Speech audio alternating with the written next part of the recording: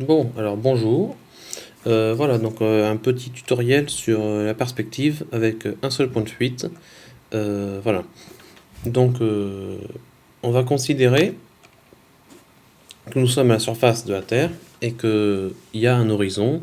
Et voilà, notre espace de travail, ça va être ceci. Il va y avoir l'horizon ici, le ciel là, et puis ici, ce point de fuite qui va nous permettre de construire nos objets, nos formes, et de construire de dessiner assez brièvement en perspective. Donc, l'horizon se situe toujours en hauteur de regard lorsque on regarde un paysage plat évidemment.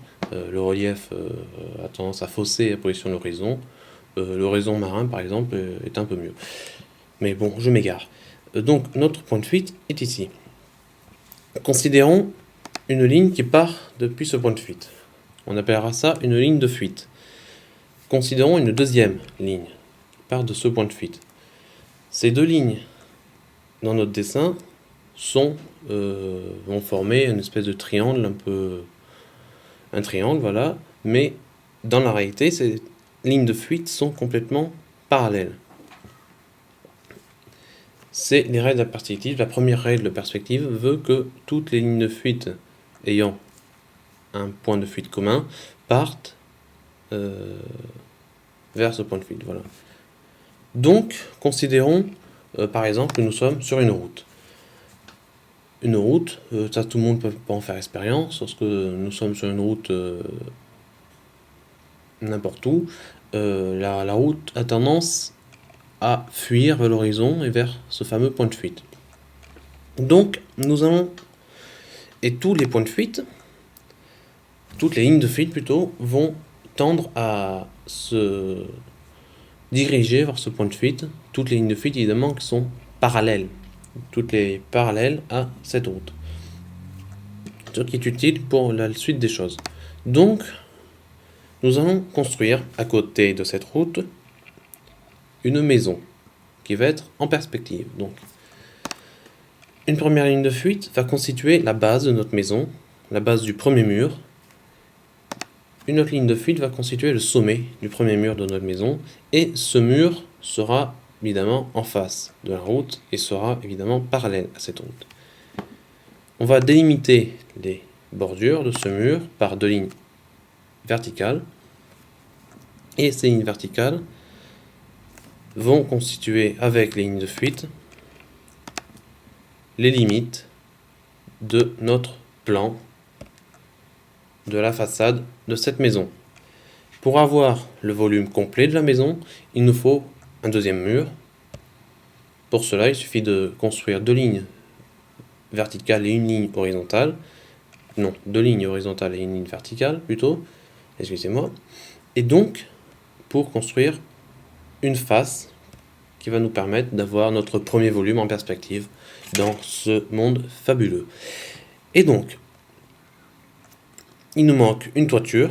Donc pour faire une toiture, deux lignes obliques, plus une ligne de fuite qui va partir depuis le croisement de ces deux lignes obliques, et ensuite une deuxième ligne qui va partir d'une des arêtes d'un des sommets de notre volume pour croiser la ligne de fuite.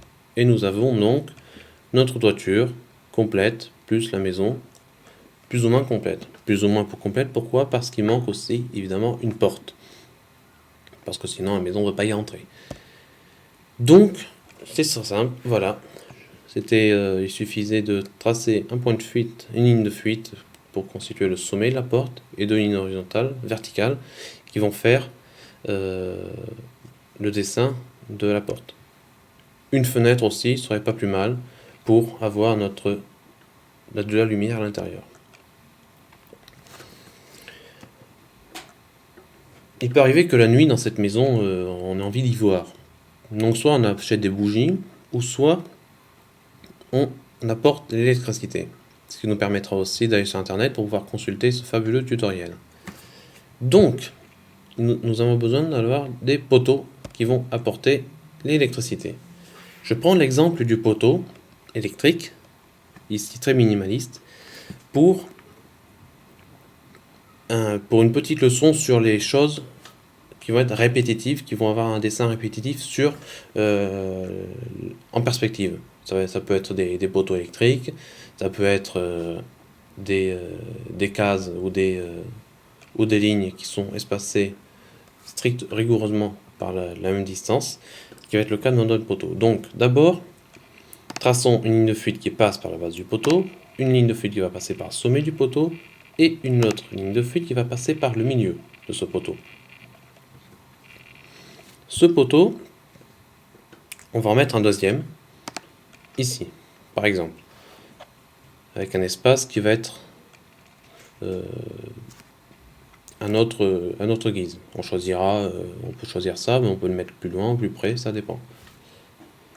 Pour avoir notre troisième poteau, cela va être assez simple. Il suffit de tracer une ligne qui va partir depuis le sommet du premier poteau, il va descendre, passer par le milieu du sommet du deuxième poteau, et qui va impacter la deuxième ligne de fuite située en bas. Une ligne verticale, et nous avons notre troisième poteau, qui va être dans un vrai espace, à la même distance, mais les règles de la perspective feront qu'ils seront plus rapprochés que les deux poteaux ici. L'espace aura l'air plus petit que cet espace-là. Ensuite, il suffit de répéter l'opération à l'infini. Plus ou moins à l'infini, parce qu'au bout d'un temps, le dessin deviendrait incompréhensible. Donc voilà, donc là on a 5 poteaux, ce qui est suffisant. On apporte l'électricité dans cette maison. Et voilà. Quand on connaît ces quelques règles, il n'est pas très compliqué de dessiner la plupart des formes qu'on peut rencontrer. Là, je vais simplement parler de la pyramide et du cylindre. Donc une pyramide à base carrée. Nous avons notre carré au sol. On va chercher le milieu de ce carré. Une ligne qui va partir de ce milieu. Et on définit un point d'intersection qui va être le sommet. Ensuite, on trace des lignes qui partent du sommet vers les autres sommets de la pyramide à la base. Et il n'y a plus qu'à remplir si on le souhaite pour avoir notre volume complet. Le cylindre aussi est assez intéressant car le cylindre est contenu dans une forme du plus basique, c'est-à-dire le cube ou bien le pavé. Donc pour dessiner un cube en perspective, voilà, ça se fait de cette façon. Et pour avoir notre cylindre, on sait que le cylindre est circonscrit dans un cube. Donc d'abord une ellipse, en fait un cercle, qui va être dessiné dans le premier carré, et un deuxième cercle qui va être dessiné dans le second carré, dans la seconde face du cube. Il suffit de relier les deux, et nous avons notre cylindre. Et voilà, à partir de ça, quand on sait dessiner des cercles circonscrits, des cercles en perspective, quand on sait dessiner des cubes, des pyramides, ou bien ensuite répéter des espaces, des formes géométriques à intervalles réguliers, on peut dessiner à peu près tout ce qu'on veut en perspective. Dans un prochain numéro, nous étudierons certainement comment dessiner en perspective, mais avec 2 points de fuite. En vous remerciant.